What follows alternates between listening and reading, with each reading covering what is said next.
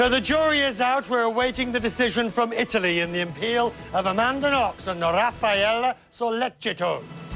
A miss, it leads to a market mess. Greece will not reach its deficit targets. We talk that tonight. Look at the markets.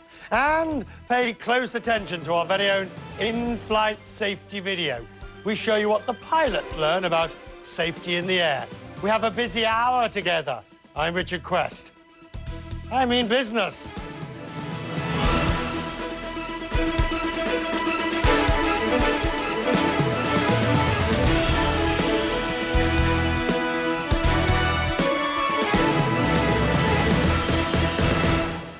Good evening, roughly 90 minutes from now, and we are expecting a ruling in the murder case that happened in Italy, but has captured your attention worldwide.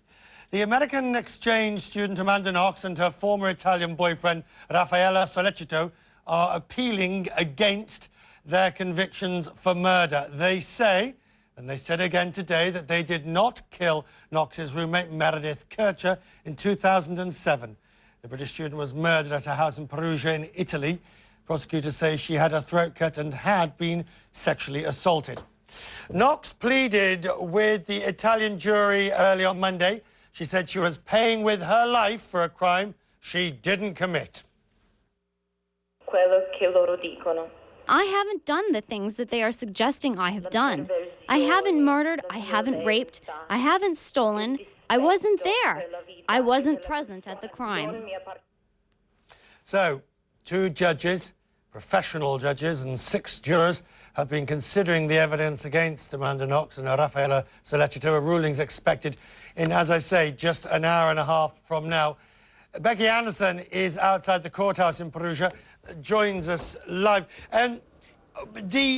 First of all, let's go through facts of what you know and talk us through the next couple of hours, please, Becky. Yeah, all right. OK, well, we heard that the jury had started deliberating at about 10:30 this morning. That was after we'd heard these last pleas of innocence from Sollecito and from Knox. That was, some 10-odd hours ago, and we have now had it confirmed from the lawyers, both sides of this case, that we will get the verdict at 9:30 local time. It's just after 8 now. Highly charged, let me tell you, Richard, in this courtroom behind me. And that is where, by the way, the jury have been deliberating all day. Started about 9 o'clock this morning, highly charged, very emotional. You heard from Amanda Knox. Sollecito equally as emotional, as they made what are known as, in Italian justice, spontaneous statements. Not so spontaneous. We are told that Amanda Knox has been thinking about what she would say, and let me tell you, in faultless Italian for the last 7 months. So they made their pleas, and they were taken away once again to the prison where they have been now for 4 years. We've heard from Paula Newton at the prison that even earlier today, an Italian MP visited Amanda Knox, who was in really good form. She was very confident that the verdict, the decision, the conviction against her for brutal murder and sexual assault would be overturned by this appeal jury here, as you say.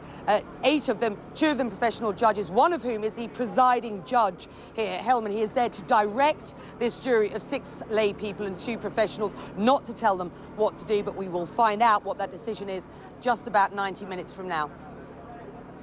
As you look at the way the day has progressed, invariably there takes on an element of circus about this. It's a very serious matter, and I'll be talking to Mark Ellis about that in a moment. But from where you're standing, tell me how the day has gone. Yeah, it's been quite remarkable. It was an absolute circus here outside the court earlier on today. Then things went slightly more quiet, and while it was quieter, I got a chance to get out and about and really get a sense of what was going on in the streets around this court. Have a look at this. Well, as the jury continue their deliberations in the building behind me, I want to give you an idea what is happening out here on the streets of this medieval city in central Italy. Have a look over here. This is what I will describe as a media scrum for you. There's no other word for it, really. These are the satellite trucks feeding Media, both internationally and locally, many of the world's television stations have been using this restaurant, taking it over effectively, not just to eat in, but to use as their office while they're here covering this trial. The local media are over here, and they've been watching every twist and turn of what's been going on. And there's, well, an inquisitive audience, let's call it that. Many people here in Perugia today had no idea what was going on. Many said to me, "What are you doing here?" Well, we let them know, and they were surprised. There are others who are here because they're just intrigued by the whole proceedings. But I wanted to find out what the impact on Perugia of this has been since 2007. Have a listen to this. Un impatto. It kind of bothers me because our city at the beginning was portrayed as a city of decadence, sex and drugs, and it is not like this. For the people, it has been negative. Too much media, too much attention. It is not a nice thing. After all, we are talking about a trial of a dead person. This trial is a big mess. There is not clarity between one side nor from the other, and in doubt, they should be absolved. Perugia is a very quiet town. This thing has totally turned things upside down. Who? All right, so that's the sense of feeling here. Most people in Perugia just want this to go away, Richard, as you can imagine. I believe, I can't see them myself, but I believe that you're looking at live pictures as we speak of, is it Amanda Knox leaving the prison? I'm being nodded to by my producer here. Amanda Knox leaving the prison. It's about 40 minutes away. We are waiting on that verdict from the jury here on her appeal. Will her conviction for murder and sexual assault be overturned in the next 80 or so minutes, or will it be upheld, which means she will be returned straight to that prison to finish her sentence? It could be partially upheld, which means the sentence could be reduced, but she would have to still stay in prison. If this sentence is overturned, Richard, you and I know she could be on a plane within hours back to Seattle, Washington. Richard? Becky Anderson, who will be throughout the court. Becky, the moment there's more to report, please come straight back. We'll take you a moment live. Mark Ellis is with me from the International Bar Association to understand some of the legal issues. We need to take this at a fair clip. Firstly, we know the range. They can be, the decision can be overturned, it can be affirmed, or the sentence can be modified. But the fact is, we have 2 professional judges and 6 lay assessors, if you like. So where does the balance of power lie in there? I have to say that it's up to those 2 professional judges to guide this discussion. And they don't dictate to the other 6 lay jurors, but they guide it, and I think they'll guide it towards focusing on the evidence that's been presented in this appeals case. It's very unusual in the sense that de facto they've retried the case on the core evidence. It hasn't been an appeal on a fact which is then remitted to be retried. And that's how that appeals court gets this case. In essence, evidence that has come in suggesting that the lower court made an error. And remember, this is based on the fact that the court decided to bring in these 2 independent experts to look at the DNA evidence. Those experts said to the court, unreliable, inadmissible. That's powerful. Okay, but is the test still the same? And by that, one that you will be familiar with, or I'm familiar with, which is this conviction unsafe? Are they still going for an unsafe test, or are they going for a beyond reasonable doubt test? Because there's a bit, it's a nuanced difference. It is a nuance, but in essence, I think people can look at it either way. If you want to look at it of unsafe, or you want to look at whether there's a reasonableness to it, it's generally can be seen as the same. They will look at all of the evidence. Even if they decide that the DNA evidence is inadmissible, unreliable, this court could still say, well, all the other evidence suggests that the lower court got it right. And that will be the crucial point. Is the DNA evidence, is it so unreliable that this court says, no, the lower court got it wrong? There is a further appeal, of course, to basically the highest court, the Supreme Court, or in Italy. But by the time we get to that stage, you're in the realms of high law and remoteness. You're exactly right. That high court, Supreme Court, Court of Cassation, really does focus on kind of the legal nuances here. This is the court that's crucial. This is the decision. All right. a huge amount of derogatory things have been said about the Italian legal system and the way it is handled this. Usually prejudiced, usually from people who sort of always believe that their own system is better than the one that they're looking at. But when you look at how this appeal has been handled, are you impressed or do you find it wanting?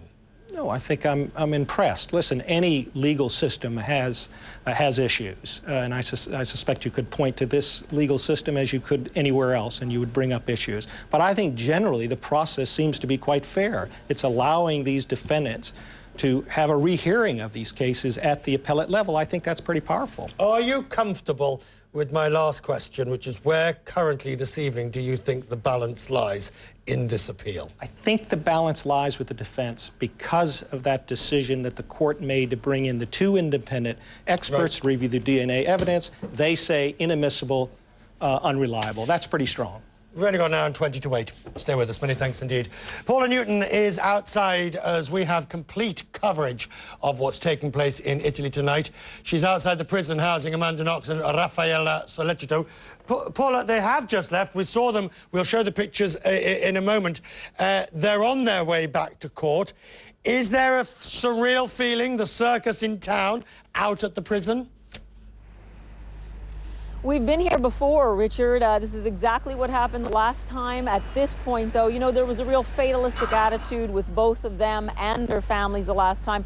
They were told us point blank they would wait until the appeal to see their day in a day of justice, and today is it. It was quite a day here. Raffaella Sollecito in a prison that he's not normally used to. This is not where he normally is. He was left in a cell by himself. On the other hand, Amanda Knox allowed to go into the prison chapel. She sang religious songs, played songs all day, and was with the chaplain here. She is said to be very confident that within a few hours she will be on a plane back home to the United States. Richard? You have followed this case with enormous detail, haven't you, Paula, over the years. As you look at it tonight, where do you see the strengths and weaknesses?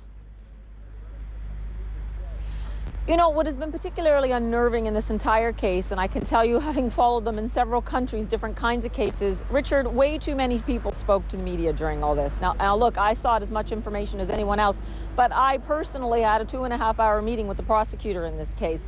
That just isn't done, and I think that's what's led to a lot of confusion and a lot of speculation in the media. Why is that important? Because the 6 lay jurors, not to mention the 2 judges, are privy to everything that we say, everything that's been written, the made-for-TV movie that's already aired, the books that have been written, and you wonder at any point in time if anyone really is looking at that 400-page document, which is the original ruling that came out nearly 2 years ago now.